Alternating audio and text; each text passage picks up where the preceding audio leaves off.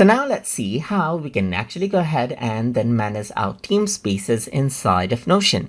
So to go ahead and do that, you can go around over here onto, let's say for example, onto the team spaces, click on the three dot button right here, and then go to team space settings. So once you go around over here under general, you see the permissions. So you can see that it says everyone at TutorTube, a Notion space must be a member in order to access this, as you can see. So this is what you have. And then you can see that you can change around the name of the team space over here and update that out as well.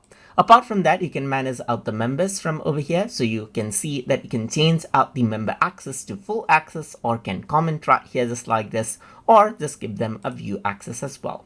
You can also go ahead and change around the permission level of the individual team space members as you want as well. And then you can also go ahead and copy out the link to the particular team space. Apart from that, you can change around the security options right here. Like you can see that right now, who can invite or remove team space members or are any team space members. And you can also go ahead and change around the team space sidebar permissions to only team space owners or any team space members right here.